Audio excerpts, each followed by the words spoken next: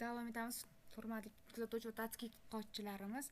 Demak, biz ikkinchi videoda ko'rdik. Aslida ta'lim yili qancha bo'lgan respondentga qancha oylik to'lanishi kerak edi, lekin qancha to'landi.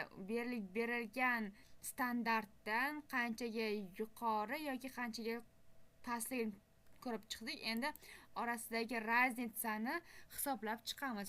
Buning uchun biz predict yhat yoki ehat deb funksiya kiritamiz va bizda o'zgaruvchilarimizda qanday o'zgarish sodir bo'ldi, buni interfeysdan ko'rib chiqamiz. Demak, o'zgaruvchilarimiz qatorida bizda 4-o'zgaruvchi holatida yhat paydo bo'ldi va buni biz mohiyatini tushunishimiz uchun brauzer funksiyasi orqali tekshirib ko'ramiz. Endi bizda dastlab ta'lim yili 14 yil bo'lgan respondentga dokumentatsiyasi bo'yicha 11 million oylik to'langan.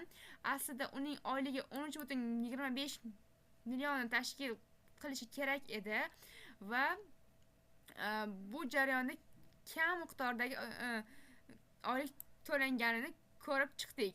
Va bizda har doim bir narsani inobatga olishimiz kerak. Bu boshqa sohalarda balki uncha katta rol o'ynamas, lekin bizning tibbiyotda dozaning oshishi yoki dozaning kamayishi minimal doza holatida aynan bemorning salomatligi va uning kelgusidagi sog'ligi bilan bog'liq bo'ladigan jarayonlarga uzviy bog'liq bo'ladi.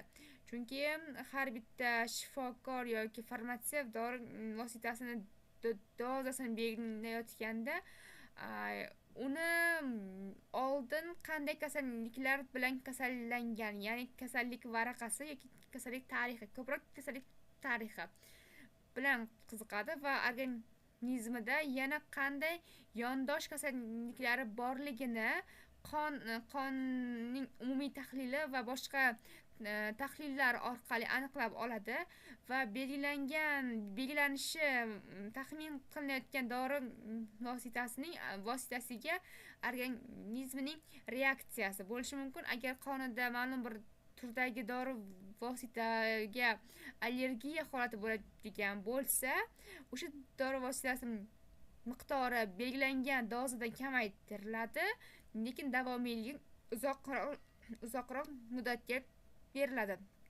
Agar dori vositasiga yuqori sezuvchanlik bo'lmaydigan bo'lsa, belgilangan